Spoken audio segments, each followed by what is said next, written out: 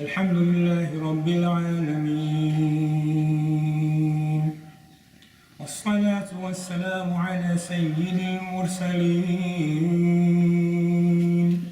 سيدنا وشفيعنا ونبينا ومولانا محمد، خاتم الأنبياء والمرسلين، وإمام المتقين وقائد الغر المحجلين، وشفيع المذنبين رسول رب العالمين، وعلى آله وأصحابه أجمعين.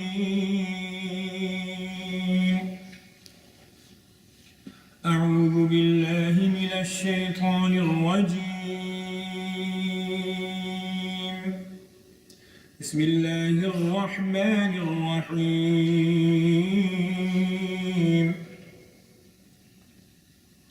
ولمن خاف مقام ربه جنتان،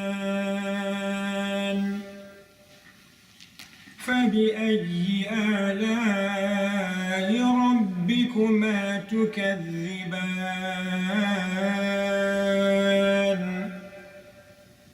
ذواتا أفنان،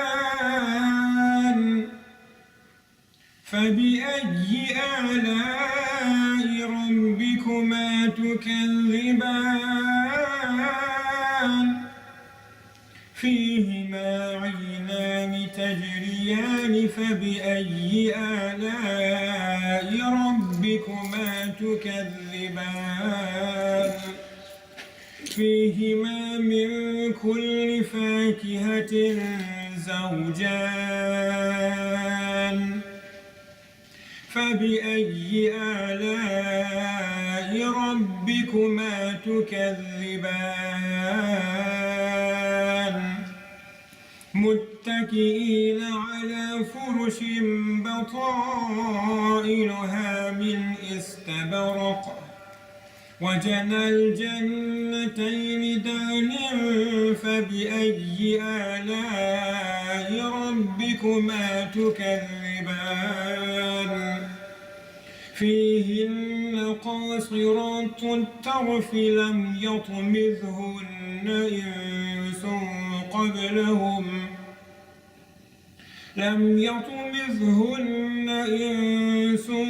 قبلهم ولا جان،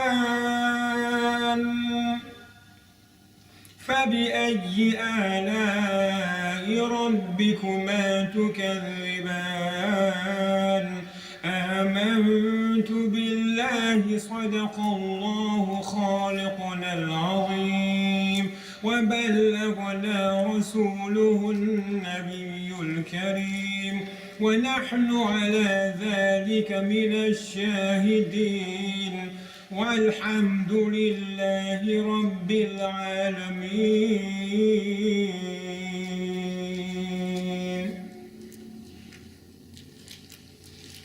اللهم أنت ربي، لا إله إلا أنت، خلقتني وأنا عبدك، وأنا على عهدك ووعدك ما استطعت، أعوذ بك من شر ما صنعت، أبوء لك بنعمتك علي وأبوء بذنبي، فاغفر لي، فإنه لا يغفر الذنوب إلا أنت. أعوذ بكلمات الله التامات من شر ما خلق، أعوذ بكلمات الله التامات من شر ما خلق، أعوذ بكلمات الله التامات من شر ما خلق. بسم الله الذي لا يضر مع اسمه شيء في الأرض وما في السماء، وهو السميع العليم. بسم الله الذي لا يضر مع اسمه شيء في الأرض ولا في السماء وهو السميع العليم. بسم الله الذي لا يضر مع اسمه شيء في الأرض ولا في السماء وهو السميع العليم. رضيت بالله ربا وبالإسلام دينا وبسيدنا ومولانا محمد صلى الله عليه وآله وسلم نبيا ورسولا. رضيت بالله ربا وبالإسلام دينا وبسيدنا ومولانا محمد صلى الله عليه وآله وسلم نبيا ورسولا. رضيت بالله ربا وبالإسلام دينا وبسيدنا ومولانا محمد صلى الله عليه وآله وسلم نبيا ورسولا. Alhamdulillah, Allah has allowed us to come back this second week in the 5 weeks, and we're reading again from al-FatH al-Rabbani by Shaykh Abdul-Qadir al-Jilani al-Baghdadi rahimahullah ta'ala. Whenever I think about Sayyidina Abdul-Qadir al-Jilani, I think about the history of Iraq and the connection the Ummah has with the believers from Iraq. And the history, it goes very, very deep. We find that the Khalifa of Sayyidina Ali ibn Abi Talib was in Al-Kufa. We know that Imam Nu'man bin Thabit al-Kufi, Imam Abu Hanifa was from Al-Kufa, which is Iraq. We know that Sayyidina Shaykh Abdul-Qadir al-Jilani, he eventually found himself in Iraq, in al-Baghdad. He was from Gilan and was known as Iran or Persia, but he found himself, he eventually settled in Iraq, al-Baghdad. Also Sayyidina Hassan al-Basri, who was the Khalifa of Sayyidina Ali, was also from al-Basra, which is in Iraq. Imam Junayd al-Baghdadi, the well-known wali was from Iraq. So Iraq has a long history of a long connection with Deen, and the ulama and the awliya from Iraq have been champions of the Deen and have defended it for such a long time. We pray that Allah Ta'ala give them relief from the oppression of those who call themselves Muslims, who are killing Muslims and killing non-Muslims simply because they don't believe in their misinterpretation of Islam. So we're going to, inshallah ta'ala, continue with the 42nd discourse from al-FatH al-Rabbani, Sayyidina Shaykh Abdul-Qadir al-Jilani radiyallahu ta'ala. In this discourse he's talking about Tawakul, and he's talking about Ikram. And we mentioned last week where Allah Ta'ala says in Surah Al-Hujurat, He says, Inni akramkum indallahi atqakum. Indeed, the most honored in Allah Ta'ala's estimation is the one who has the most taqwa, the one who is most conscious of the duties to Allah Ta'ala, or the one who is Allah conscious, so to speak. The Shaykh says, and this discourse was copied by one of his students in his Zawiyah, they call it schoolhouse of madrasa, in the early morning of the 19th of the month of Rajab in the year 545 Hijrah. The Shaykh says, if a person would like to have riches in this world and the hereafter, he must devote himself piously to Allah Ta'ala to the exclusion of all else. He must stand at His door and feel too ashamed before Him to approach anyone but Him.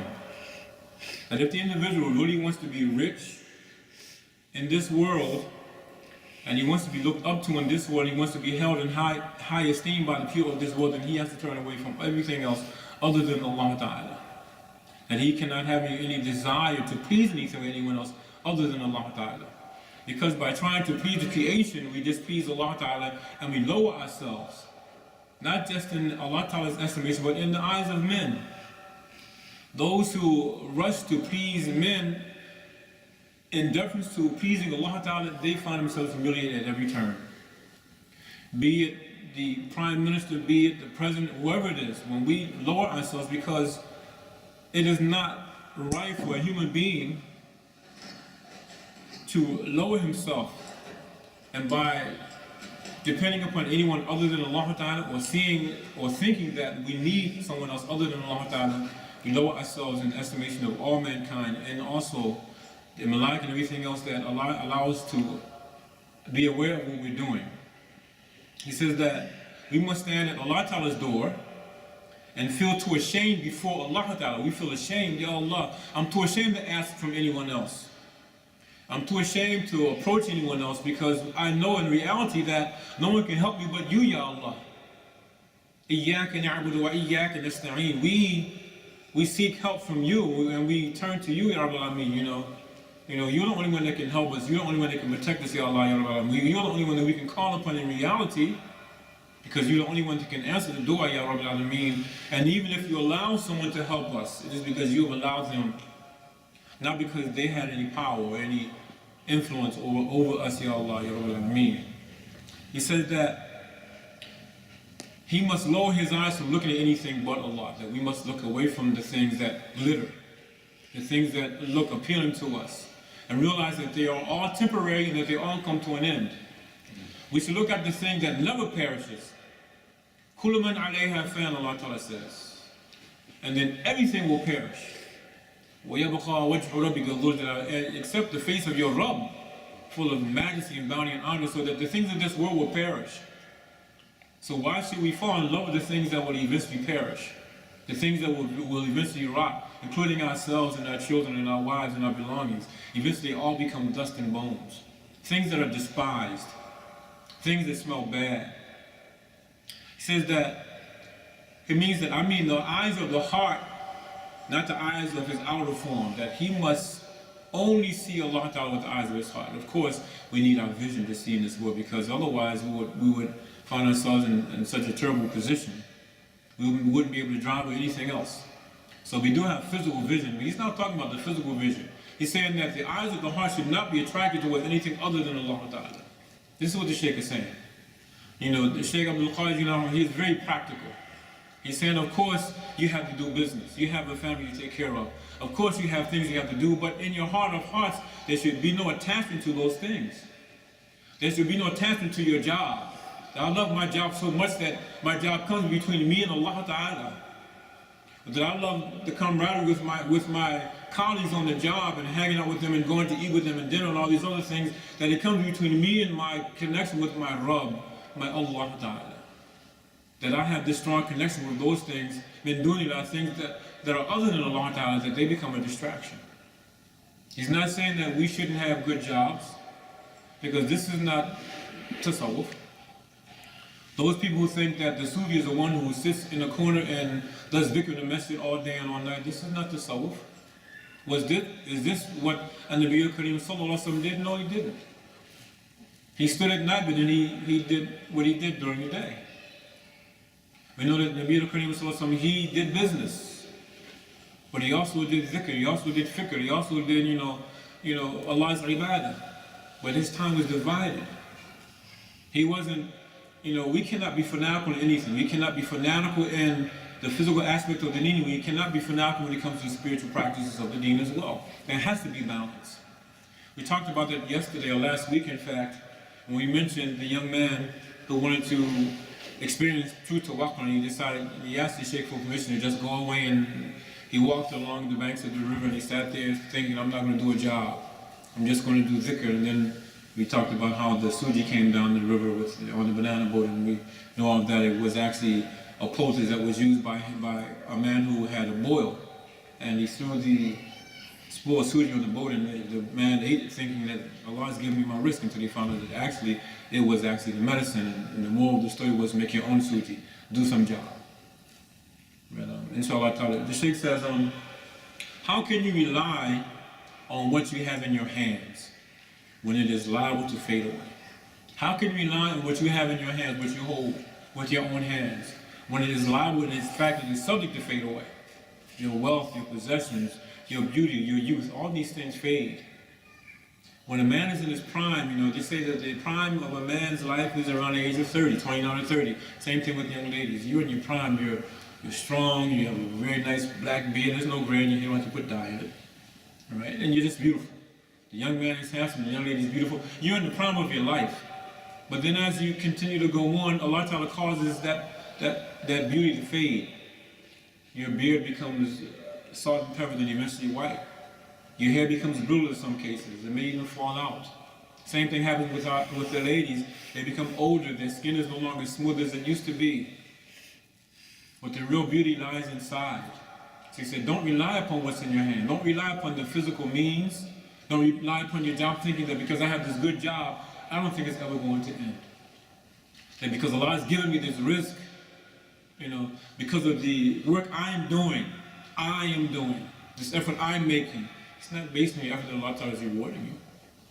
It's based on Allah Ta'ala's rahmah. We know that no one will get into Jannah based on his actions and deeds, no one. But we make dua to Allah Ta'ala that He accept our ibadah so that perhaps He will have mercy on us and allow us to go to Jannah. It's not based on our actions. I want Allah Ta'ala's rahmah, I want His mercy, so I want to do my ibadah. Ya Allah, please have mercy on me for the sake of the recitation that I've done. Have mercy on us for the sake of the salawat and salams and durushi that we recited on your beloved Nabi al-Kareem sallallahu alaihi wasallam. Have mercy on us, Ya Rabbal Alameen, for the salat we made on time. And Ya Allah, if we missed our salat, Ya Allah, have mercy on us for the fact that we made those salats up. It's the mercy.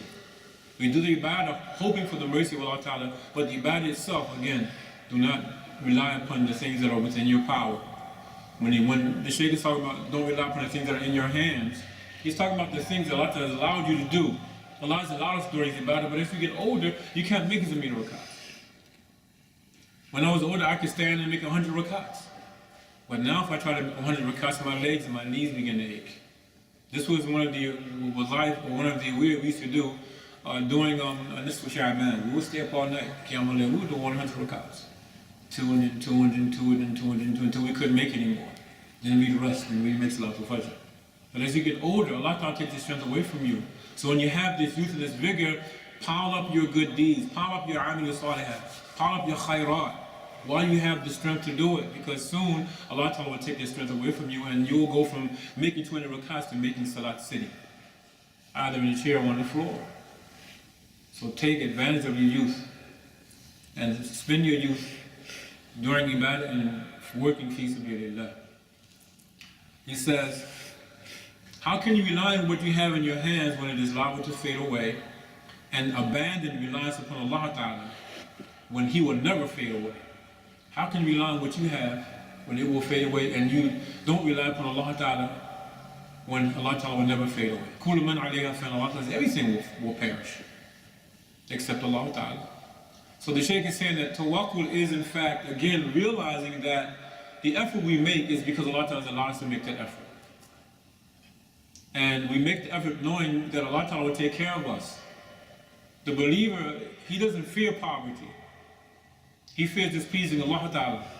Because in so many instances we find if we are relying upon what's in our hand, we will do haram to make sure that our hand is full of whatever it is we're looking for. We will do some haram business to make sure we have risk, thinking that my risk is connected to this haram business. It's not. There is it may not be, I'm not sure if the hadith is sahih or not. They said that there was a man in Medina to Hunafa, and he used to play a musical instrument and sing songs. And the Nabi al-Kareem sallallahu alayhi wa sallam came to him and said, why are you doing this? He was singing haram music songs. And he said, Ya Rasulullah, I think that my destiny, my Qader is that I make my livelihood by playing this music. And the Nabi al-Kareem sallallahu alayhi wa sallam said, Astaghfirullah, it is not your decree. Allah Ta'ala has not ordained haram risk for you. He has ordained halal risk for you. You have chosen haram. And he said, had I warned you prior to this, I would command the young boys of Medina to cut off your hair on opposite sides, so that you will be humiliated. Go away, I don't want to see you again. So again, do not rely upon what you think is your risk, because your risk is tied to your neck. So the one who has Tawakul realizes that Allah Ta'ala enlarges and restricts your risk as He sees fit. Allah Ta'ala is not at our beck and call. But Allah Ta'ala knows exactly what we need. He's never left us, ever. And any one of us who has ever gone through any types of hardships, if we think about it, we will see that Allah Ta'ala eventually gave us relief. With every difficulty there is relief. This is a promise from Allah Ta'ala. Allah promises us relief. And Allah Ta'ala says in Quran Majid, He says, Allah yuhibbul sabirin. Allah yuhibbul sabirin. Allah loves those who have patience. This is the sign of Tawakul, that you're patient when you be intensive with your sustenance, with your livelihood. When no matter how hard you try, and your risk is not just physical wealth, your risk is your intelligence, your risk are your children. Allah Ta'ala tests us with our children, that's our risk too. Our risk is everything Allah has given us that benefits us. Whether it's our intelligence, our youth, our wives, our children, our companions who are salih, the shuyukh, the sheikhs, the pious sheikhs, they are all risk from Allah Ta'ala because we benefit from them. But Allah Ta'ala will call us to account as to how we dealt with everything He gave us. Did we practice the proper adab? There's an etiquette that should be applied to everything Allah Ta'ala gives us. There's an adab of clothing. There's an adab of pencils and books. We were taught the adab of books and pencils. The books do not belong on the floor. In no circumstance should the book be thrown on the floor. It should always be on something. Not just Quran Majid, but any book we were taught. Pencils, same thing. It should never be thrown on the floor. Shoes should never be stepped on. The backs of shoes should never be stepped on unless they are shoes specifically for that. Shoes that you might use going in and out of the Bayt al-Khala or the bathroom. You step on the back of them and go. House slippers, but shoes that you wear outside never should be stepped on.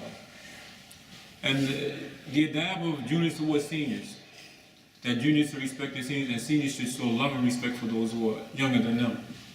Adab of the husband and the wife, adab of business transactions, adab. This is tasawwuf. Yaqlaq hasana, the yaqlaq, or the way and the manner of Sayyidina Muhammad al-Mustafa, this is tasawwuf. Al-Imam Ali bin Uthman al-Hajwari, rahimahullah ta'ala, he's well known in the Indo-Pak continent as Dada Ganjbaksh Hajwari. He was from what's known as Afghanistan, in fact. He found himself in Lahore, and he settled in Lahore. He wrote a very well-known book called Kashf al-Mahjub, the unveiling of those who have hijab over their spiritual senses. And he was asked, someone asked, what is tasawwuf? He said, tasawwuf, husn al-khuluq. Tasawwuf, purification, is good conduct, good manners, good etiquette.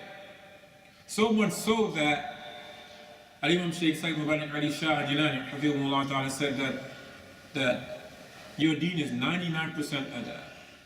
Shaykh, 99% adab is our deen? He said, yes, think about it. He said 1% are rules of Sharia, fiqh. He said 99% is adab. Adab of eating, adab of sleeping, adab of dressing, adab of walking, adab of talking, adab of business transactions, adab of the husband toward the wife, the adab in the house, the adab of the children to the parents, the adab of the parents toward the children, adab. And he said 99% of your deen is how you do things, your manners.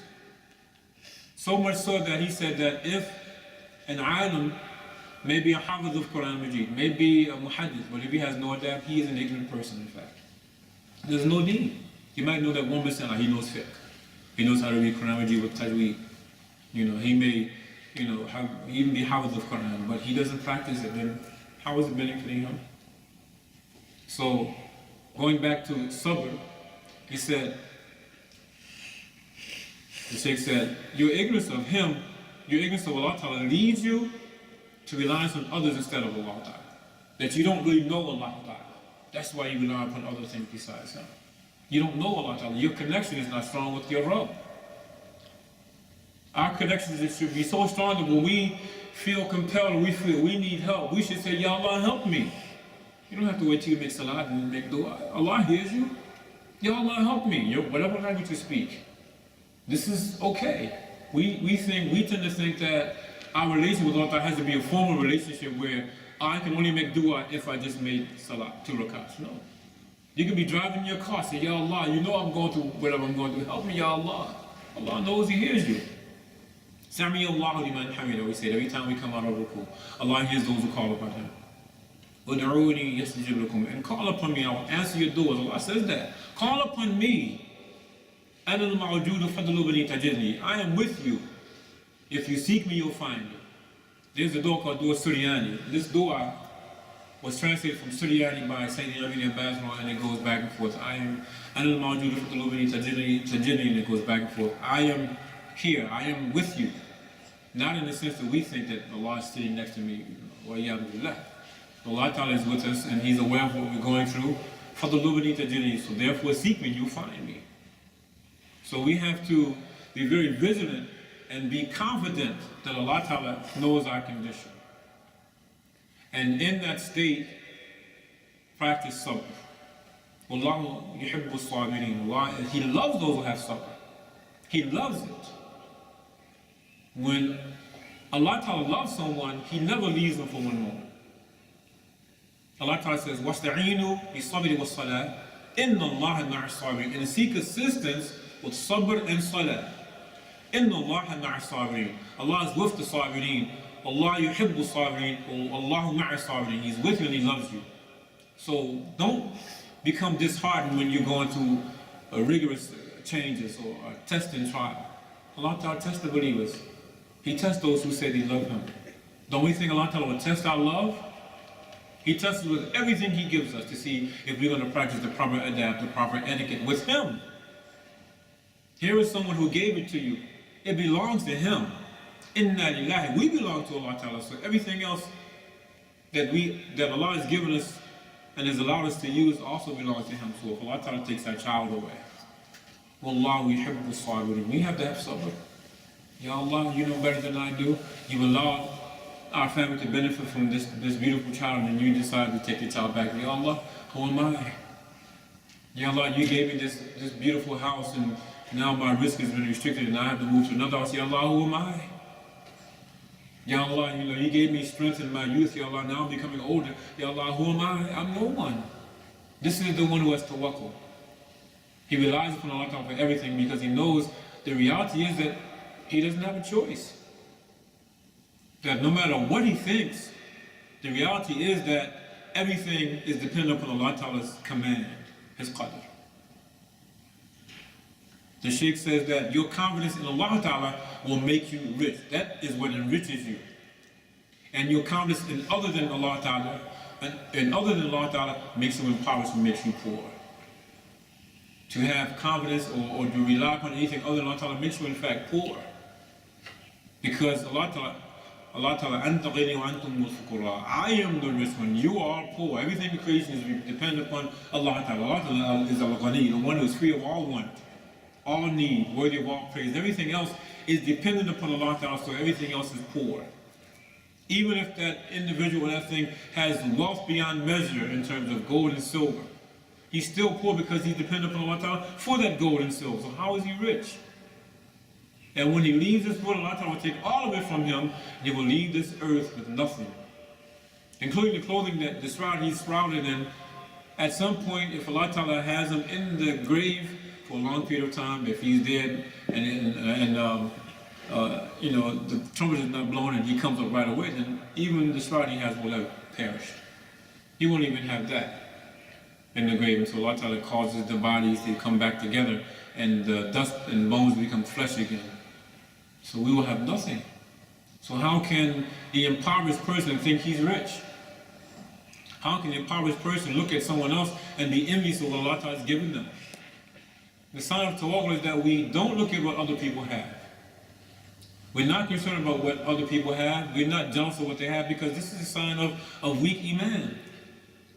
It's as though we're saying Allah Ta'ala made a mistake by giving brother so-and-so and so-and-so this quality or this particular thing. Allah Ta'ala doesn't make mistakes. He gave me what I'm supposed to have. So how can I look at what someone else's risk and say, Ya Allah, you didn't give me so-and-so? Brother so-and-so has this mansion, what's wrong with me? We can't question the hikmah of Allah Ta'ala. This is a sign of kufr, in fact. To question the wisdom of Allah Ta'ala is to go against the aqidah. Is to say that we don't really believe in Qader, khayr wa sharr, the good of it and what we think is bad. Because we don't know where the bad lies. We don't know what's good for us.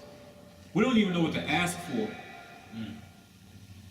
In fact, the ulama of Tasawwuf said you shouldn't ask for anything. You should say, Ya Allah, give me what you think is best for me.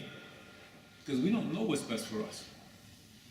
Ya Allah, if this thing is best for me, then turn it towards me and turn me towards it. And if it's not good for me, Ya Allah, turn it away from me and turn me away from it. But the ulama of Tasawwuf said that the true believer, the The muhsin, he doesn't ask for anything other than, Ya Allah, give me what you think is best for me. He doesn't say, Ya Allah, I need a job. Allah knows you need a job. He doesn't say, Ya Allah, I need money to take care of my family. Allah knows you need money to take care of your family. Allah knows how much and when to give it to you. So, but this is tawakul. It takes time to develop to the point where you can say, Ya Allah, just give me what you want me to have. It's human nature to ask for specific things. Ya Allah, I want a job where I can make X amount of dollars, Ya Allah. It's human nature. So this is something that it takes time to reach that point. So if you're not at the point where you can say, Ya Allah, give me what you think is best for me, then you should try to reach that point. But it's human nature to ask for specific things. Ya Allah, give me a beautiful wife. You know, beautiful young lady. Ya Allah, that when I look at her, she's the coating of my eyes. Ya Allah, men want that, of course. You know, ladies say, Ya Allah, give me a handsome husband who can take care of me in a worthy and befitting manner, Ya Allah. He can give me everything I need and a nice house and maybe a maid to come and clean. If you can give it to her. It's not haram. But it takes time to get to the point where you can say, Ya Allah, just give me what you think is best for me, because Allah might give you things you think is best. Oh, Allah, He gave me dollars today. I said, Ya Allah, give me what's best, and I got dollars. I didn't get any meat. So I thought it was decree. So you can't complain. That's tawakul. Whatever it is, you don't complain.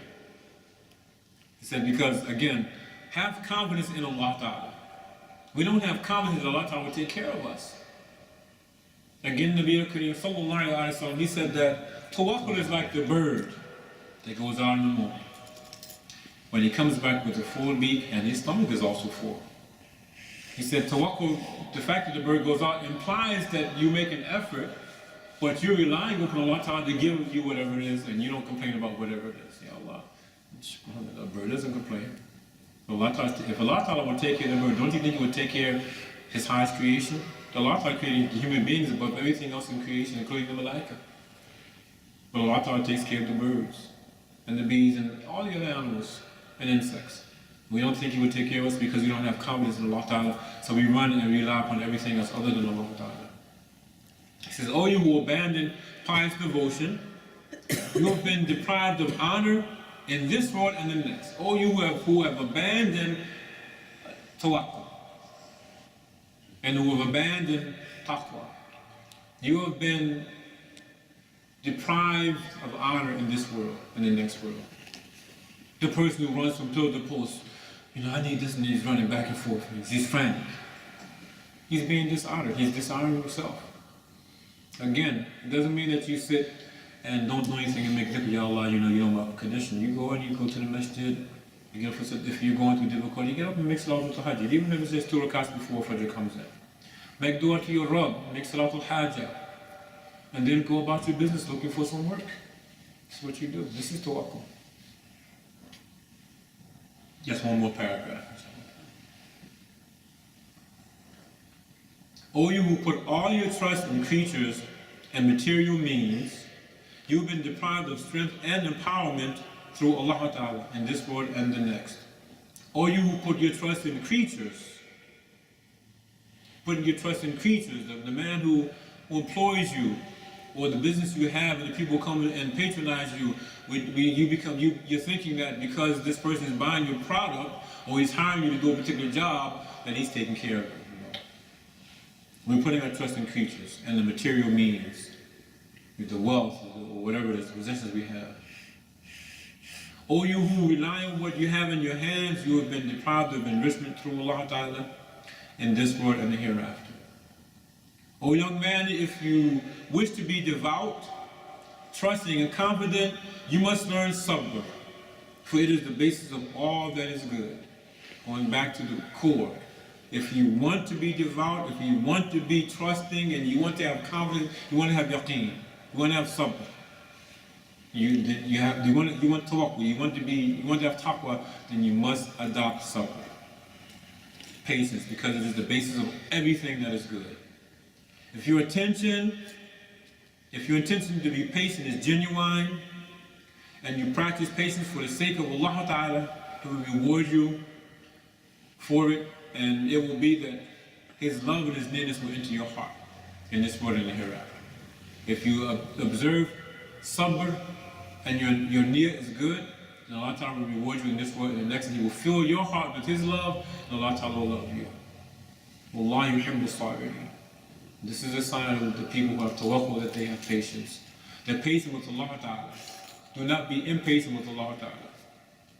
But this practice of being patient with Allah Ta'ala has to begin with being patient with each other. Being patient with our wives, being patient with our husbands, being patient with our children. So that when our children make mistakes, does not Allah Ta'ala forgive us again and again and again? When our wives make mistakes, does not Allah Ta'ala forgive us our mistakes again and again? It's not Allah Ta'ala patient with us. So how can we be impatient with each other? How can we be so harsh with each other when we make mistakes? Lastly, patience is conformity to Allah Ta'ala in compliance with His judgment and His decree of destiny, for which He has preordained and He has foreknowledge of it, and which none of His creatures is able to erase. See, having patience is having patience with Allah Ta'ala's decree. And he begins this collection, Al-Rabbani. The very first discourse is about sabr. And he says, remain patient for a brief moment, and Allah Ta'ala will reward you for long, long times to come. He said that this one moment is this lifetime. He said, because in Yawm al-Qiyamah we'll be asked, how long were you on earth? A day? Less than a day? He said, remain patient for this one moment. Allah Ta'ala will reward you for a long, long time to come.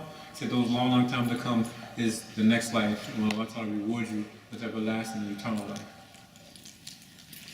Again, no discourse is complete unless there is Salat al-Nabi sallallahu alayhi wa sallam. And we'll finish with a short darood or a short salawat, inshallah.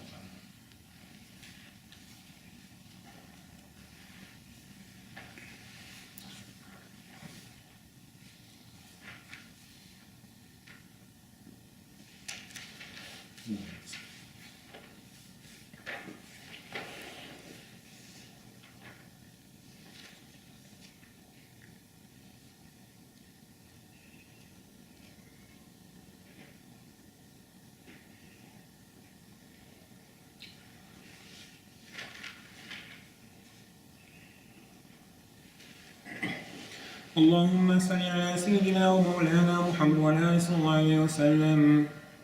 صلاة والسلام عليك يا رسول الله وعلى آلك وأصحابك يا حبيب الله. صلى الله عليك وسلم يا رسول الله وعلى آلك وأصحابك يا رسول الله.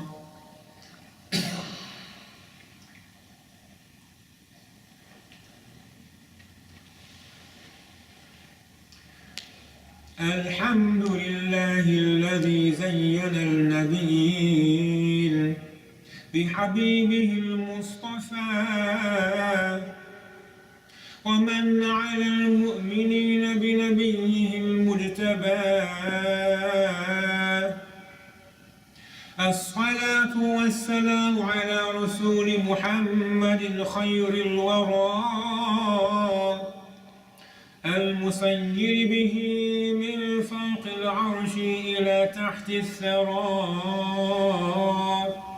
الحمد لله على ما مضى والحمد لله على ما بقى.